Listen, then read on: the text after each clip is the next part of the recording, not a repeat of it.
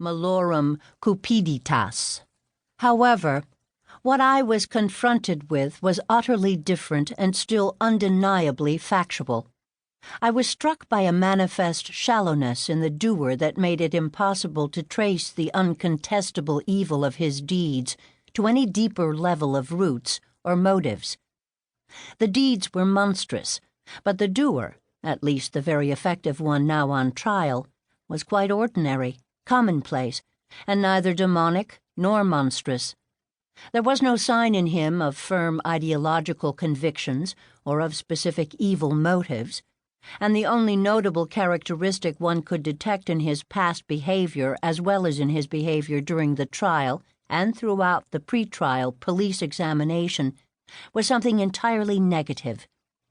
It was not stupidity, but thoughtlessness.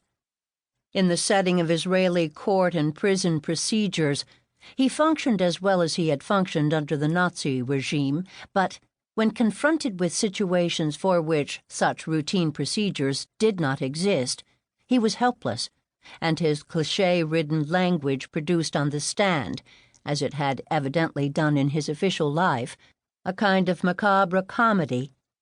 Clichés, stock phrases, adherence to conventional, standardized codes of expression and conduct have the socially recognized function of protecting us against reality, that is, against the claim on our thinking attention that all events and facts make by virtue of their existence. If we were responsive to this claim all the time, we would soon be exhausted.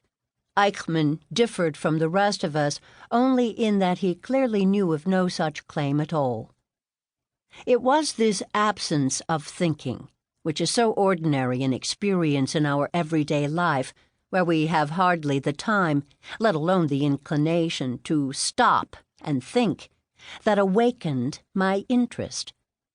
Is evil-doing, the sins of omission as well as the sins of commission, possible in default of not just base motives, as the law calls them, but of any motives whatsoever, of any particular prompting of interest or volition? Is wickedness, however we may define it, this being determined to prove a villain, not a necessary condition for evil-doing? Might the problem of good and evil, our faculty for telling right from wrong, be connected with our faculty of thought?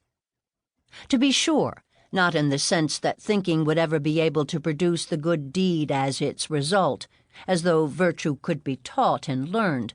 Only habits and customs can be taught, and we know only too well the alarming speed with which they are unlearned and forgotten when new circumstances demand a change in manners and patterns of behavior. The fact that we usually treat matters of good and evil in courses in morals or ethics may indicate how little we know about them. For morals come from mores, and ethics from ethos, the Latin and the Greek words for customs and habit, the Latin word being associated with rules of behavior, whereas the Greek is derived from habitat, like our habits.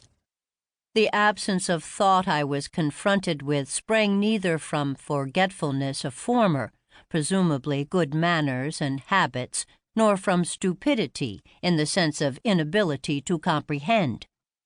Not even in the sense of moral insanity, for it was just as noticeable in instances that had nothing to do with so-called ethical decisions or matters of conscience.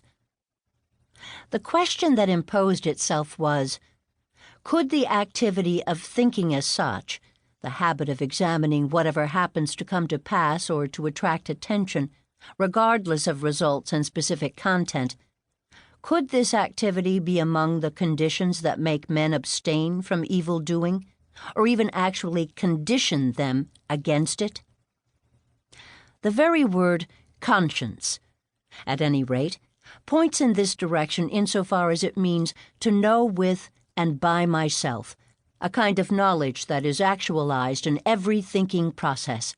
And is not this hypothesis enforced by everything we know about conscience? Namely, that a good conscience is enjoyed as a rule only by really bad people, criminals and such?